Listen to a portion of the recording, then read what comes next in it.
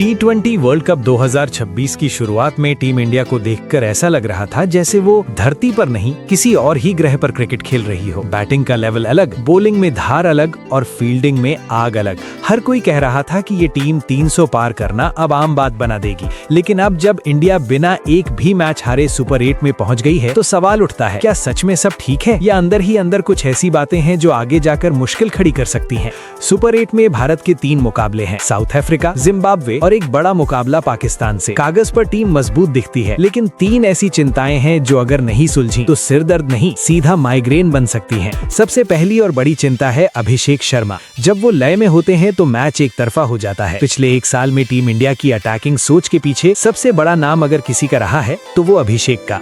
बड़े बड़े गेंदबाज उनकी मार के सामने बेबस दिखे हैं, लेकिन इस वर्ल्ड कप में कहानी उल्टी दिख रही है। लगातार 3 बार 0 पर आउट होना किसी भी टॉप बल्लेबाज के लिए बड़ा झटका है और चिंता की बात यह है कि उन्हें साधारण गेंदबाजों ने प्लान बनाकर फंसाया है। उनकी पिछली कुछ पारियां देखिए, 35 गेंद में 84, फिर अगली बार पहली ही गेंद पर आउट, 20 गेंद में 68, फिर पहली गेंद पर आउट, 16 में 30, फिर पहली गेंद पर आउट। इसके बाद 4 गेंद में 0, 3 गेंद में 0, यानी या तो तूफान या सन्नाटा। T20 इतिहास में लगातार 3 डक लगाने वाले भारतीय बहुत कम हैं और वर्ल्ड कप में ऐसा करना बिल्कुल भी अच्छा संकेत नहीं। 2025 में उन्होंने 20 से ज्यादा मैच खेले और एक भी बार 0 नहीं हुआ, लेकिन 2026 में सिर्फ 8 मैचों में 5 बार 0। ये जरूर सोचने वाली बात है। फिर भी क्लास प्लेयर पर भरोसा बना रहता है। एक बड़ी पारी सब बदल सकती है। दूसरी टेंशन है फील्डिंग। बड़े टूर्नामेंट में कैच छोड़ना महंगा पड़ता है। इस वर्ल्ड कप में भारत सबसे ज्यादा कैच ड्रॉप करने वाली टीमों में ऊपर है। कैचिंग प्रतिशत 70% से भी नीचे है। मतलब हर मैच में 2-3 मौके हाथ से निकल रहे हैं। बड़े मैचों में ऐसे मौके गेम बदल देते हैं।